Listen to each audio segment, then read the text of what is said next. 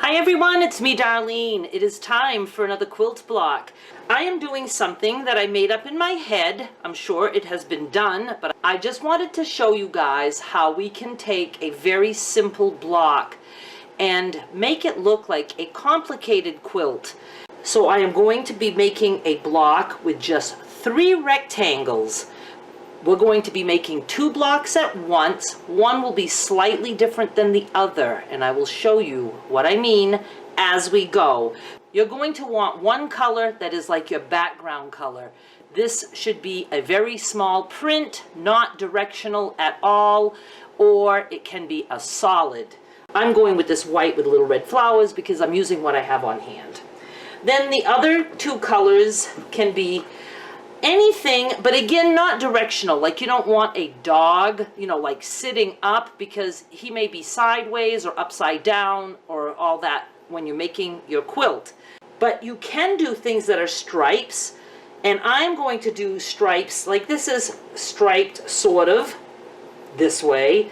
This is also a stripe. I'm going to make one of my stripes going up and down and one of them sideways. I think I like the looks of that. I don't care if that's sideways or upside down. We're going to cut 2 rectangles.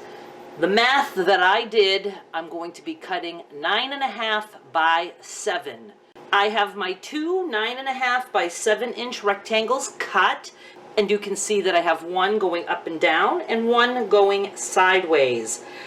We are going to put these together, right sides together, and we want the widest part going this way. We're going to draw a line halfway through. If you want, you can just fold this in half and press it, or you can measure. I'm just going to go ahead and press it. That's going to find our midway point. And because I don't want the crease to go away, now I'm going to just go ahead and put my ruler there and mark with a pencil. You can use a pen or whatever, doesn't matter. We'll be cutting on that line.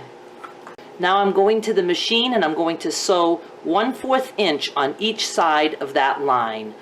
What I do is I start with my foot here, I sew down, I use the edge of my foot as the guide. When I get to the bottom, I don't even cut my thread. I just turn and I just come down the other side. Now that I stitched on both sides of that line, I am going to cut on the line. I'm going to go press these open. We have our very simple 2-patch blocks. We only need 1 per block for this design that we're doing, but I wanted to make 2 at a time, and it'll give me more design opportunities.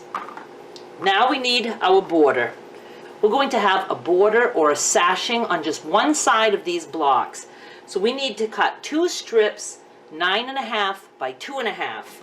Since they're both out of the same print, I'm going to go ahead and just fold this and double cut.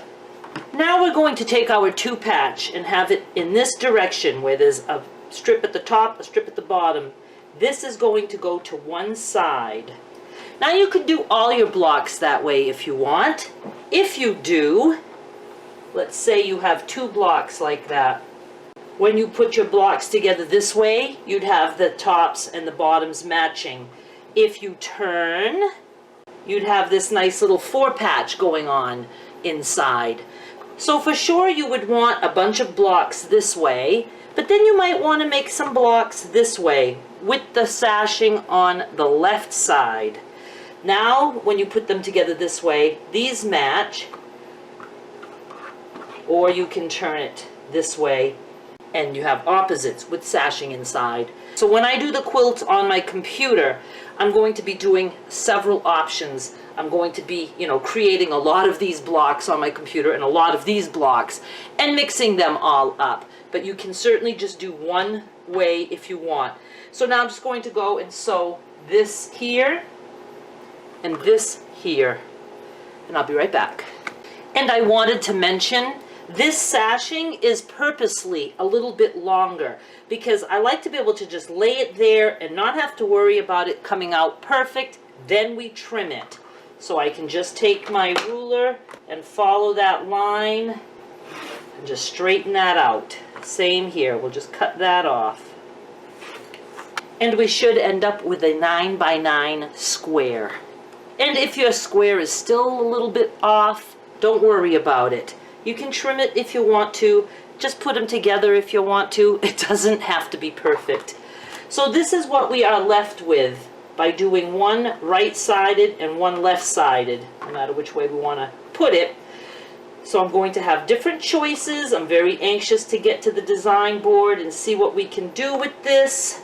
And like I said, you need to create multiples of both to really be able to come up with some funky designs.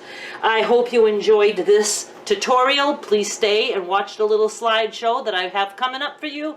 And don't forget to subscribe so you don't miss any more quilt blocks, and I will be back with more soon. Bye!